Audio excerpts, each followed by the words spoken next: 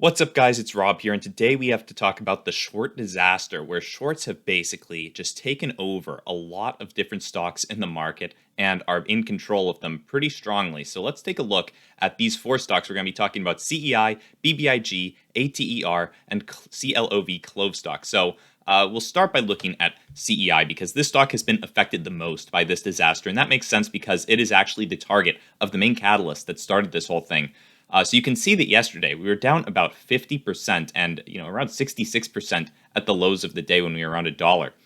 This thing really dropped off around 11:08 and has been continuing to drop off. Right, we're down 20% today. A lot of people were buying up in after hours and near market close, expecting a bounce in this stock, and we may still get it. I'll talk about that in a minute, but this stock has been seeing a lot of pain lately, and there is a massive catalyst for this, okay? Institutions have absolutely been trying to manipulate this stock by putting out this report, right? Carousel Capital tweeted just yesterday at 11:09, exactly when this thing started tanking. Right here at 11:09 is when this tweet came out that said, "We are short CEI. Report available at this link," which we'll look at in a second. This one is something for everyone. Death spiral financing, a fake CFO, delinquent filings, fired auditors 3 weeks ago, insolvent energy assets, and the saddest family of entrepreneurs in the clean tech vaporware space. Now, obviously, I've talked about this tweet in a couple of my other videos, so I won't spend too much time on it and bore you guys with this report.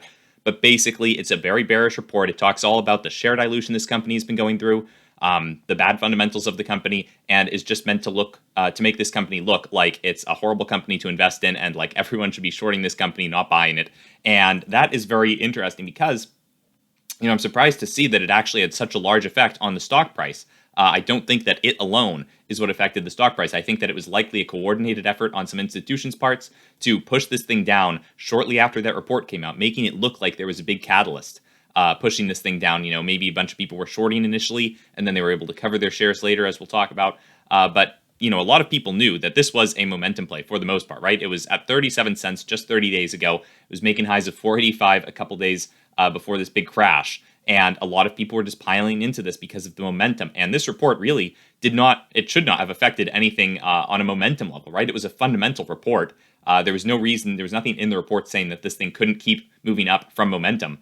So it's very surprising to see such a stark drop in the stock price right after that report came out. Now, that's why I don't think the report alone is responsible for it. I think that rather institutions were likely shorting this thing pretty heavily, creating a lot of fear for investors and actually getting this stock halted on a circuit breaker. You can see we had a massive drop. We had another circuit breaker go off right here, and that's basically when trading gets halted on stocks because they've been dropping too much.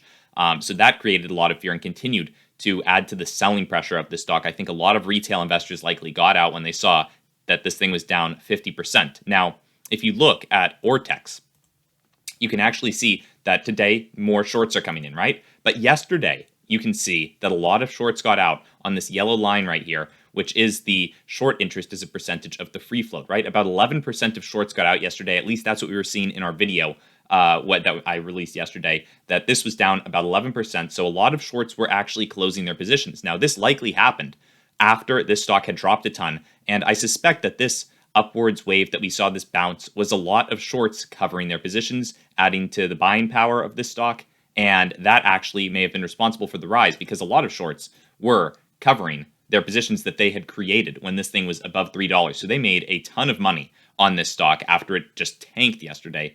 A lot of them ended up covering, but you can see that not all of the shorts, generated their positions above $3, right? $3 was where we moved from around here to here. And before that, a lot of shorts were still adding to their position around $1 to $2, and those shorts may not have closed their positions. A lot of them may still be waiting for this thing to drop down further. However, there really is the potential for a bounce, and it's not the most likely, right? Because shorts are obviously at this point, they have a lot of control over this stock, right? We're down 23% today. We were down 50% yesterday.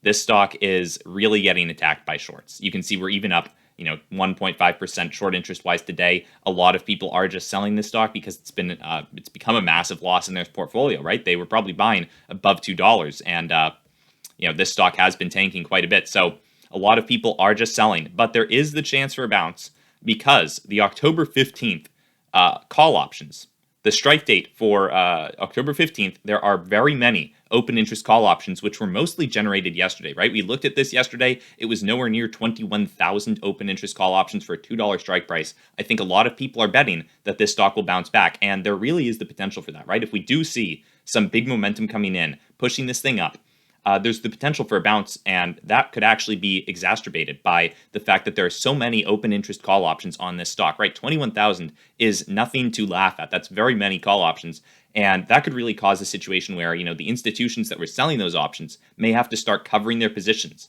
If this stock starts moving up past $2, that could be a very brief squeeze upwards for this stock because those institutions would have to cover the likely naked call options that they've sold for this. And basically be buying back shares to cover those positions, which would in turn raise the stock price even more. Now, it's not guaranteed. Obviously, the stock is seeing a lot of pain. That is just a potential scenario that could be going through, until October 15th. And the reason that I think, it might happen is because October 15th is still a ways away. This stock, if those call options were expiring in a couple of days from now, I would say it's not very likely. But because there is some time for this thing to cool off and for traders, retail traders mostly, to come up with a new plan, it's possible, right? It's possible that this stock will be rebounding, but not guaranteed, right? If you look at the 90-day chart, that looks pretty bearish to me, right? Seeing that massive drop just blowing through this zone of support that we had formed between 140 and 180. Really not looking good. It's very possible that we'll be making new lows today, right? Blowing past $1.03. It's possible.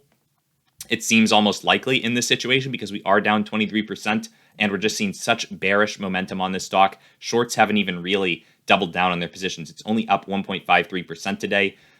So there really is the potential that this thing will just keep getting pushed lower and lower as shorts, likely the shorts who were shorting around $1 want to become profitable and so are willing to short a little bit more, create a little bit more fear in this stock and just continue pushing it down. So the next stock that we're going to talk about is BBIG, and this one also moved off of this news that came out for CEI, right? Around 11:09 it was.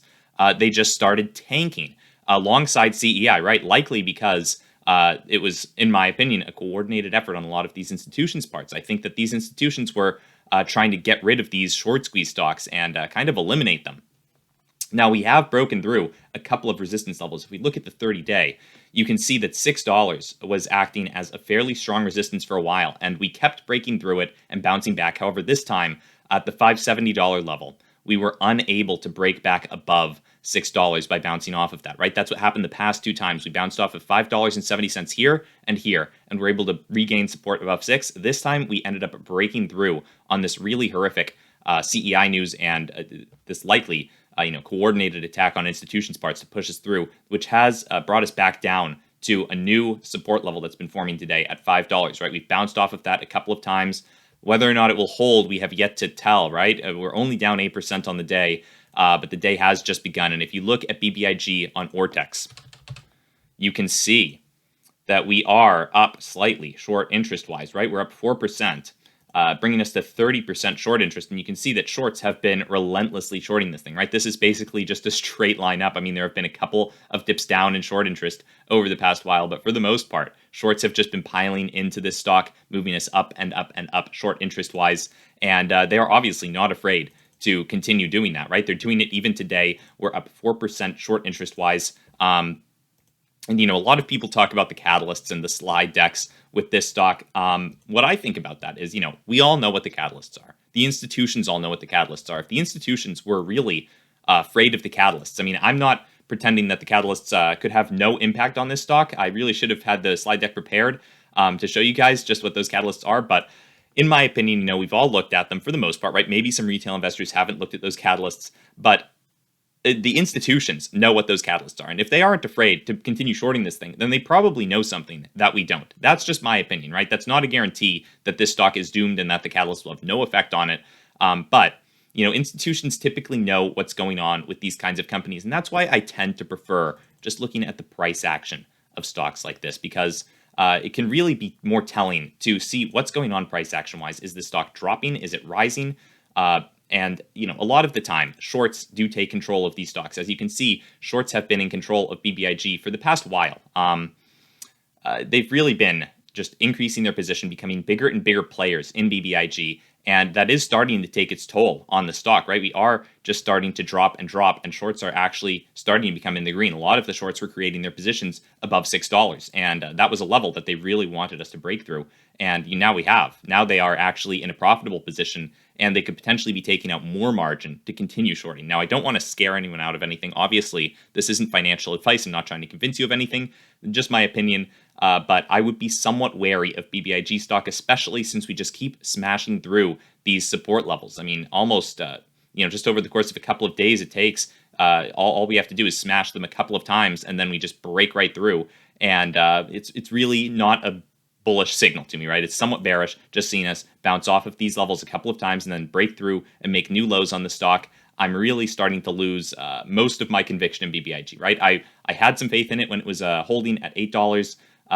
And then, when it was really bouncing off of 6 a couple of times, I thought, if we can get above 6 again and really rally, then there is the chance that this stock could come back. But now seeing us break through 6 and this 570 support level, I'm really starting to become more of a bear on it. Obviously, I would never short this stock because there is the potential for it to run up huge. But it doesn't seem too likely, in my opinion, that that's going to be the case. It's possible, but in my opinion, unlikely. Now, ATER, this is an interesting one. A lot of people have been looking at this, and we are hitting up on a key support level today at $9.20. We're going to have to see what happens with this. This one, I don't have too much to say about, not as in-depth as the other couple of stocks that we've talked about, but we are bouncing off of this support level. We're going to have to see if it holds. 920 will be a very important level for ATER. We will briefly look at the short interest on this because it's, I believe I looked at it earlier, and that the shorts were actually increasing their positions on this. Yep, up 1.81%. So shorts are also, in kind of in a controlling position of ATR, right? They aren't nearly as numerous as they were a couple of weeks ago when this stock was really pumping up and making highs of $12 or $20 almost. This stock has made highs of almost $20. That's where we really bounced off, and was always, in my opinion, going to be a very strong level of resistance for the stock, because you can see in the past, way back when we had been trading up at highs of almost $50, $20 acted as a key support level for us and a key resistance level. So it was very obvious, in my opinion, that when we were moving up towards 20, when I first started talking about this stock, that 20 was going to be a very dangerous level for us to reach. And you can see we bounced off of it twice before making lows of $9.20, forming that support level initially, which we are now bouncing off of today. Hopefully, we will continue to bounce off of it, right? There's no telling what's going to happen with ATR on a day like this when so many stocks are just getting shorted to oblivion and the pressure is so bearish. It really is worrying to see, all of these stocks kind of fading away and giving gains to the shorts, right? The shorts are currently winning right now, right? If you look where a lot of the shorts were shorting, and potentially some of them were covering around here, a lot of shorts ended up losing money on this. But a lot of the shorts have been gaining position at these cheaper levels. And, now that this stock is moving back down towards those levels, they're starting to become profitable again and actually get in the money. So, if this thing keeps dropping, then shorts are just going to be partying about that, right? They're going to be very happy to see this thing keep dropping, and they're likely adding to the drop. They're continuing to short this thing as they have been the other stocks. Not great what I'm seeing with ATR. Yesterday we were up a bit, which was, a sea, or it was a green gem in a sea of red yesterday. A lot of these short stocks were dropping yesterday. ATR managed to squeeze out a gain on the day, but that has faded away, right? We've actually made new lows over the past couple of days just today. So not great for ATR. And Clov, CLOV stock, I will just cover briefly because I know a lot of people on this channel were interested in it at one point. They may still be, and I just wanted to cover the fact that we are starting to reach this $7 ultimate support level that we haven't reached for months and months and months, right? $7 acted as a very key support level for us in the past. And I did want to highlight that we are now, now that we've broken through the $8 level over the past couple of days, we have been heading towards $7. It's very possible, in my opinion, that we will see a sizable bounce on this stock. This is a stock that I could see bouncing off of 7 because we have never really sustained a hold below that level for any significant period of time, right? There were a couple of days way back when we were holding below 7, but only for a day or two before bouncing up in a big way all the way up to $28. So I could see a somewhat sizable bounce coming off of $7. However, if we were to break through it in a very strong way, that would be a bearish signal to me. So $7 will definitely be an area to watch out for. You're going to want to watch this stock very closely if you are invested in it over the next couple of days. I think that we could see a lot of volatility with it, right? Going in one direction or the other. That's just my opinion on Clov stock. And I guess that's all I have for you guys in this video. Thank you guys for watching. If you enjoyed the video, feel free to like the video, subscribe to the channel. Other than that, guys, have a great day. I'll see you in the next one. Bye.